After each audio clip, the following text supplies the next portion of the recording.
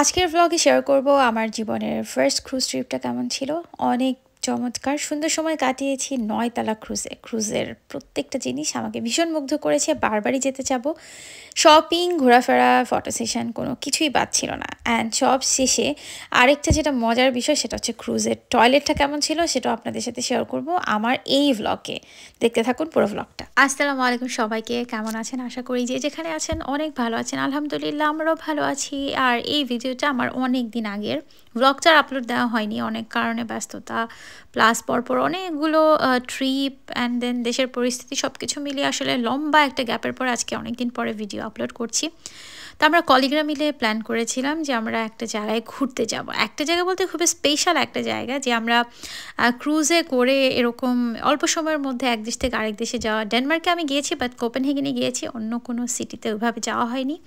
তাই আমরা আজকে ফেরিতে করে, ফেরি না ঠিক ক্রুজে করে যাচ্ছি। নর্মাল ফেরিতে তো চড়া হয়, তো স্টেনা লাইনের এই বড় বড় ক্রুজগুলো আমরা সবসময় দেখেছি গোথেনবার্গ শহরে চলতে ফিরতে, স্পেশালি হিসিঙ্গেন এরিয়াটাতে যখনই আমি থাকতাম তখন এই জাহাজগুলো দেখতাম।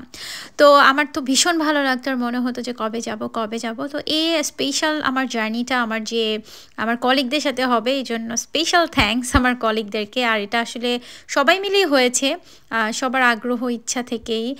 জাইনাব, সিদরা, আর স্পেশাল থ্যাঙ্কস টু তিশা। ও আসলে খুব ভালো উদ্যোগ নিতে পারে, সবাইকে এক করতে পারে। আর আমি সবার তালে তাল মিলিয়ে রওনা হয়ে গেছি। গন্তব্যের স্থান সময় অনুযায়ী সবাই আমরা একসাথে চলে আসলাম। আমরা আসলে একসাথে বাসা থেকে আসিনি, যে যার মতো করে এসেছি। এখানে আসার পরে দেখা হলো। সো ইটস সামার, আর এই তো সামারে সুন্দর সুন্দর কাপড় চোপড় পরে সবাই ঘুরছি। আর এই জামাটা একটু বেশি সুন্দর ছিল, পরে তাকিয়ে দেখলাম যে এগুলো কি আঁকা। অ্যান্ড দেন আমরা বোর্ডিং ক্রস করলাম, করার পরে এই তো সবাই মিলে যাচ্ছিলাম। আর এটা আমার ফার্স্ট ট্যুর ছিল, মানে কোনো কলিগের সাথে বা এরকম গ্রুপে কোনো ফ্রেন্ডরা মিলেও। সো আমরা দানিকা, মানে স্তেনা দানিকাতে করে যাচ্ছি। এটা ৯ তালা। তো মোটামুটি ২,০০০-এর মতো প্যাসেঞ্জার ওরা এটাতে ক্যারি করতে পারে। আরও ডিটেলস আছে। অ্যান্ড এই তো এন্ট্রান্সেই একদম ঢুকতেই দেখলাম যে খুব কিউট একটা ডলফিন নিত, তাই না? ডলফিন আমাদেরকে, ডলফিনই তো বলবো, বা একটা ফিশ এনিওয়ে। সো আমাদেরকে ওয়েলকাম করছে। আর আমাদের সাথে কিন্তু একটা বেবি ছিল, লুসিয়া। তো ও হচ্ছে আমার আমার ফেভারিট, ওয়ান অফ দ্য, কী বলবো, ওকে আপনারা আগেও দেখেছেন।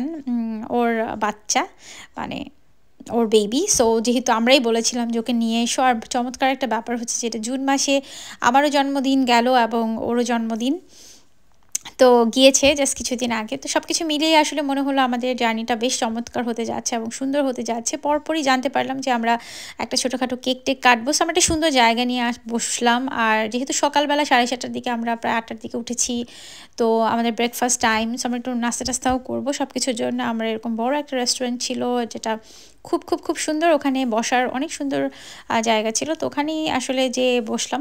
আর এই তো আমাদের সামিরা আমাদের সাথে আছে। সামিরাই আসলে ওর মা, বোঝা যায় যে একটা বেবি, ওর একটা বেবি আছে। মাশাআল্লাহ খুব সুন্দর করে সব কিছু ক্যারি করে। আর এই তো আমি আসার পরে আসলে আমি রাতেবেলা অনেকগুলো ড্রেস চুজ করছি, কী পরবো। লাস্টে এত বাজেভাবে আমি বের হয়েছি, মানে এত সুন্দর একটা জার্নিতে যাচ্ছি, বাট কি হয় না অনেক সময় যে বেশি এক্সাইটেড থাকলে উলট পালট হয়ে যায়।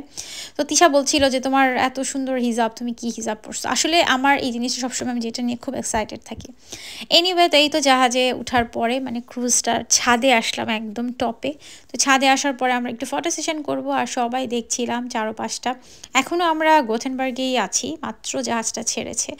অসম্ভব সুন্দর চারপাশের সিনারিটা। বাতাস ছিল, তবে কোনো ঠান্ডাই ছিল না। আর রোদ ছিল, রোদ থাকাতে অনেক ভালো লেগেছিল। আশেপাশে অনেক সুন্দর মিউজিক হচ্ছিল। আসলে আমি মনে করি একটা পারফেক্ট প্যাকেজ হবে যদি আপনি আপনার প্রিয় মানুষকে নিয়ে বা বন্ধু বান্ধব, হয় না, পরিবার সবাইকে নিয়ে, যার সাথে আপনার ঘুরতে ভালো লাগে, ঠিক এরকম একটা জার্নি দিতে পারেন, এরকম একটা ট্রিপ দিতে পারেন।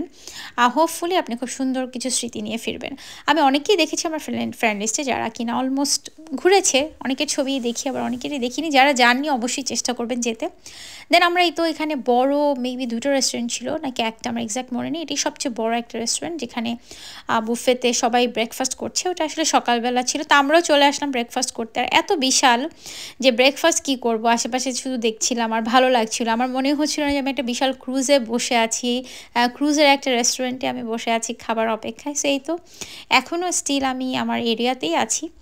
তো এই তো আশেপাশটা ঘুরে দেখলাম যে খাবার অ্যাজ ইউজুয়াল এখানে বুফেতে যেটা থাকে কোল্ড সাইড থাকে একটা আর হচ্ছে ওয়ার্ম সাইড থাকে মানে ওয়ার্ম বুফে কোল্ড বুফে সেখানে এটা হচ্ছে কোল্ড সাইডটা আসলে সব কিছু তো আমরা খেতেও পারি না হালাল না শিকলিং মানে চিকেন হলেও আমরা খেতে পারি না কারণ চিকেনটা তো আসলে হালালভাবে বানানো হয় না তো ওই জন্য ভেজিটেবল এগস এগুলোই আমাদের প্রেফারেবল সকালে খুব সকালে ঘুম থেকে উঠে আমি চা বানিয়ে এনেছিলাম কারণ আমার কাছে মনে হয়েছে যে সকালে চাটা বা কফি না খেলে হয় না আর কফিটা হয় কি যে সবসময় তো খাই আর এত সুন্দর একটা জার্নিতে যাচ্ছি আমি এক কাপ চা খাবো না তা কি হয় তো এই তো গরম গরম চা ঢেলে নিলাম আর এই ফ্লাস্কটা আমাকে গিফট করেছিল আমার friend Mithi thank you Mithi ওই দিনই ফার্স্ট আমি ইউজ করেছিলাম সেটা আমার আসলে একটু ভয় লাগে মানে একটু ফোবিয়া টাইপের কিন্তু এর আগে আমি একবার ফেরিতে উঠেছিলাম জাস্ট একটা ফেরি ছিল তাই কান্নাকাটি করে অস্থির হয়ে গিয়েছিলাম বাট এবার একটা বড় ক্রুজে চড়েছি আসলে মনেই হচ্ছিল না যে আমি কোনো ক্রুজে আছি সত্যি কথা আর এই যে এখন যে এই ক্রুজটা দেখছেন যাচ্ছে এটাতে করে আমরা ব্যাক করব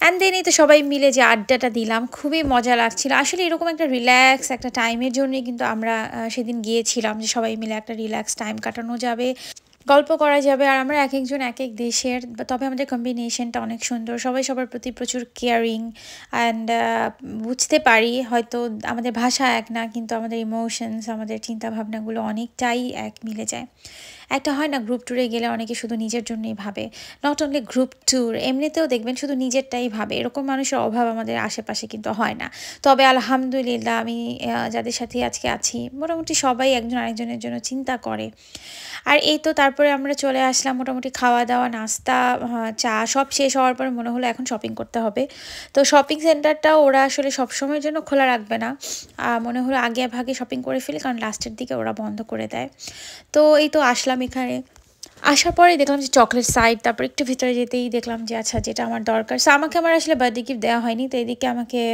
আমার ফ্রেন্ড জায়নাব দেখাচ্ছিল অনেকগুলো পারফিউম ও বলছিল তোমার কোনটা পছন্দ তো আমি বললাম যে না আসলে পারফিউমটা আমি প্রেফার একটু কমই করি কেন জানি আমার আসলে আচ্ছা না অনেকের ইচ্ছা করে অনেক ধরনের কালেকশনের পারফিউম থাকতে আমার খুব রেয়ার মানে খুব ভালো না লাগলে আমি পারফিউম ওইভাবে ইউজ করি না বা একটা এক্সপেন্সিভ পারফিউম কিনে আমার কাছে মনে হয় এটা একটা ওয়েস্ট অফ মানি বাট পছন্দের পারফিউম রাখি কালেকশানে একটা দুটো রাখি না তা না তবে ওরকম আমি আসলে পাগল না যে তুমি অনেকগুলো রাখবো যেমন তিশার একটা শখ আছে ও অনেক পারফিউম রাখে রিসেন্টলি যে পারফিউমটা লঞ্চ করেছে ওরা গুচির ওরা এটাও খুঁজছিল বাট ওখানে ছিল না অ্যান্ড দেন আমি সানগ্লাসে চলে আসলাম আমার আসলে একটা সানগ্লাস খুব দরকার ছিল তো এই সানগ্লাসটা আমি কিনেছিলাম ওই দিন অনেক জায়গায় আমি সানগ্লাস দেখি বাট আমার পছন্দ মতো হয় না বাট ওই দিন আমাকে ভালো লাগছিলো এবং সবাই বললো তুমি এটা কিনতে পারো সো এটা আমার নিজের বার্থডে গিফট আসলে ছিল অ্যান্ড দেন শপিং সব কিছু শেষ করে আমরা আবার চলে আসছি এখানে কারণ আমরা এখন হচ্ছে এসে দেখলাম যে জায়গাটা এখনও মানে আমাদের জন্য আছে কেউ বসেনি তো আমরা এখন কেকটা কাটবো এই যে মা মেয়ে পিঙ্ক কালারের ড্রেস পরে চলে আসছে ওরা একটু ফটো সেশন করবে আর এটা আসলে একটা চমৎকার মুহূর্ত আমি বলবো তো সেই জন্য আমরা একটু ফটো সেশন করছিলাম আর ভিডিও করে রাখলাম বাচ্চারা এত লক্ষ্মী মাশাল্লাহ আসলে মেয়েরা মনে হয় এতটা লক্ষ্মী হয় ছেলেরাও হয়তো হয় জানি না তবে মেয়েদের আমি আমার ছোটোবেলার কথা মনে পড়ে গেল যেভাবে জন্মদিন করেছিলাম ছোটোবেলা আমি তিশা একসাথে একটা জন্মদিন হয়েছিল এরকম মাথার মধ্যে একটা ছোট্ট প্রিন্সেসের মতো তাজ পরেছিলাম কী যে কিউট লেগেছে এখন ঠিক মনে পড়ে গেল আর কত কিউট সে নিজেই প্লেট নিয়ে নিজে খাচ্ছে আর এতগুলো আন্টিদের সাথে সে গিয়েছে কিন্তু তার এক ফোঁটা বিরক্তি তাকে দেখিনি এবং আমরা সবাই ওকে চেষ্টা করছিলাম কতটুকু কেয়ার করা যায় আর এই তো মজার নাস্তা টাস্তাও খাওয়া হয়ে গেল অ্যান্ড দেন আমাদের ফটো সেশন করতে হবে এখন আউটসাইড আর যেহেতু রোদ এসেছে এখানে একটু পর আমরা চলেও আসবো মানে পৌঁছে যাব তো তিশাকে ফটো সেশন করে দিলাম ছবি তুলে দিলাম ভিডিওস কিছু ক্লিপ নিলাম আমার ব্লগের জন্য ওই জায়গায় দাঁড়ানোর পর অবশ্য আমার একটু ভয় লেগেছে এই যে এখানে যখন আসলাম ভয়ঙ্কর রকমের ভয় লাগছিল মানে নিচে তাকাতেই পারছিলাম না জাস্ট শুধুমাত্র একটা ব্লগের জন্য ক্লিপ নিয়েই একটা দৌড় দিয়েছি একসাথে ঘুরতে গেলে যেটা হয় যে একটা সুন্দর প্লেসে ছবি তুলে সবাই সেখানে একটু একটু করে ছবি তুলে তো এটাই হচ্ছিল ওখানে যে জাইনাবকেও ছবি তুলে দিচ্ছিলাম দেন আমি সামিরাকেও ছবি তুলে দিলাম ছবি তুলতে দেখলাম যে আমরা অলমোস্ট চলে এসেছি তো এই তো আমরা কিনারাটা দেখতে পাচ্ছি মানে আমরা ফ্রেডিস হ্যাভেনে চলে আসলাম অ্যান্ড অ্যাট লাস্ট আপনাদের সাথে শেয়ার করলাম মূল্যবান জিনিস যে আসলে একটা ক্রুজের ভিতরে ওয়াশরুম এত সুন্দর হয় এটা যে অত হাইফাই লেভেলের ক্রুজ তা কিন্তু না নর্মাল একটা জাহাজের মতোই কিন্তু দেখেন টয়লেটটা কত পরিষ্কার এবং ওদের টাইম চার্ট থাকে একটু পরপর এসেই ক্লিন করে যায় তার থেকে বড় কথা যারা টয়লেটটা ইউজ করে তারা অনেক বেশি সচেতন মানে তারা চেষ্টা করে যে সুন্দরভাবে ব্যবহার করার। পরিষ্কার তো সব দেশের টয়লেটে, আমাদের দেশের টয়লেট দেখা যায় পরিষ্কার করছে, কিন্তু আমরা যদি সচেতন হই, মানে যারা সেই টয়লেটটা ইউজ করছি, তাহলে হয়তো বা সেটা পরিষ্কার পরিচ্ছন্ন থাকে অ্যাটলিস্ট, সবাই সবার হাইজিন মেনটেন করতে পারবে।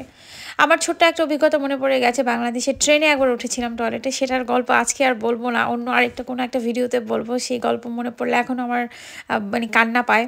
তো এই তো, তারপরে আমরা চলে আসছি। আর আজকের ব্লগটা যদি আমি পুরোটা দিতে যাই, আমার ভিডিওটা মানে বিশাল লম্বা হয়ে যাবে। শেয়ার করব পরবর্তী একটা ব্লগে। কেমন লেগেছে আজকের ব্লগ জানাবেন। দেখা হবে। আল্লাহ হাফেজ।